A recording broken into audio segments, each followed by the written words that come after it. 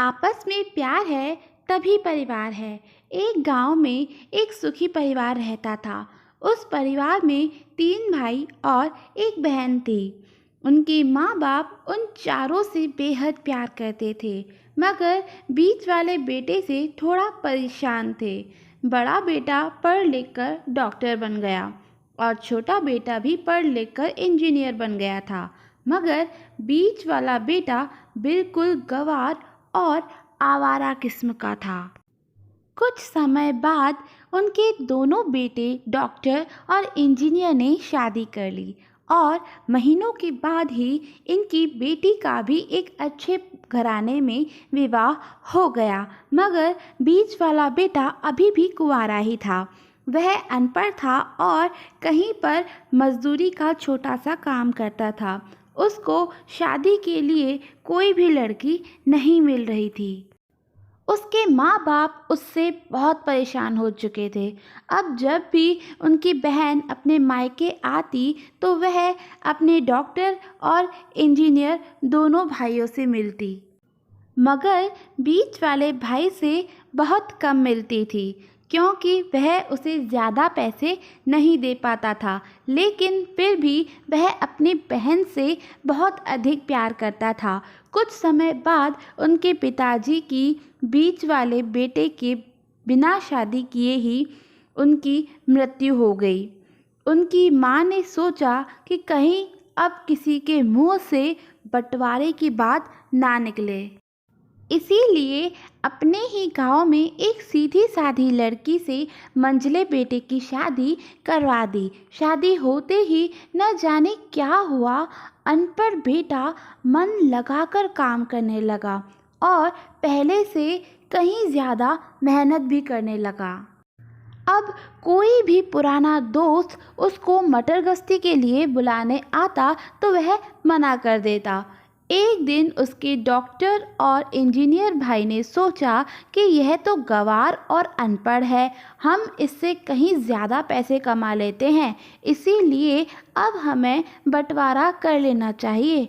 माँ के लाख मना करने के बाद भी दोनों बेटों ने बंटवारे की तारीख तय कर दी और उन्होंने अपनी बहन को भी बुला लिया। तभी उनका गंवार भाई कहता है कि तुम लोग बंटवारा कर लो, मुझे जो बचे वो दे देना या ना देना, मैं शाम को आकर अंगूठा लगा दूंगा। तभी उसकी बहन कहती है, अरे बेवकूफ़, तू तो हमेशा बेवकूफ़ ही रहेगा, ज़मीन का हिस्सा तो आमने सामने बैठकर होता है। और उसकी माँ भी उसे काम पर जाने से रोकती है। उसी वक्त वकील भी वहाँ आ जाता है और कहता है, आपका सारा हिस्सा मिलाकर 10 बीघा ज़मीन और एक मकान है। अब यह बताओ किसको कितना हिस्सा देना है, मैं उसी हिसाब से कागज़ बनवा दूंगा। तब गंवार भाई कहता है, वकील साहब, 5-5 बीघा ज़मीन हमारे दोनों भाइयों के नाम लिख दो और यह हमारा घर है मेरी प्यारी बहन के नाम कर दो। तब दोनों भाई पूछते हैं कि तू अपने हिस्से में क्या लेगा। गंवार भाई कहता है कि मेरे हिस्से में मेरी प्यारी माँ है। वह अपनी पत्नी की तरफ मुस्कुराते हुए कहता है, क्यों, क्या गलत कहा मैंने? उस गंवार और अनपढ़ की पत्नी अपनी सास से लिपटकर कहती है, माँ से बड़ी वसीयत क्या होगी मेरे लिए।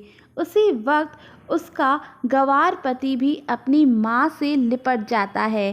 गंवार बेटे और बहू के प्यार ने ज़मीन जायदाद के बंटवारे को एक सन्नाटे में बदल दिया। तभी बहन अपने गंवार भाई से गले लग कर लिपट कर रोते हुए कहती है, माफ़ कर दो भैया, मैं आपको सम्मान नहीं दे सकी। तभी उसका भाई कहता है, मेरी प्यारी बहन, इस घर में जितना अधिकार हमारा है उतना ही तुम्हारा भी है, और रही बात बंटवारे की, तो बंटवारा नहीं करने से जीवन ख़त्म तो नहीं हो जाएगा। क्यों करते हैं हम बंटवारा? क्या हम एक साथ मिलकर नहीं रह सकते? जैसे हम बचपन में मिलकर खेलते रहते थे, एक साथ मिलकर रहने को ही तो कहते हैं एक अच्छा परिवार। और उसके परिवार को संभालती है एक माँ। तभी उसके दोनों भाई भी बहुत शर्मिंदा होते हैं और वह बंटवारे के सभी कागज़ फाड़ कर फेंक देते हैं। और उस दिन के बाद से उनका पूरा परिवार खुशी खुशी एक साथ रहने लगा। दोस्तों, अगर कहानी पसंद आई हो तो मेरे चैनल को सब्सक्राइब ज़रूर कीजिएगा। Thank you for watching.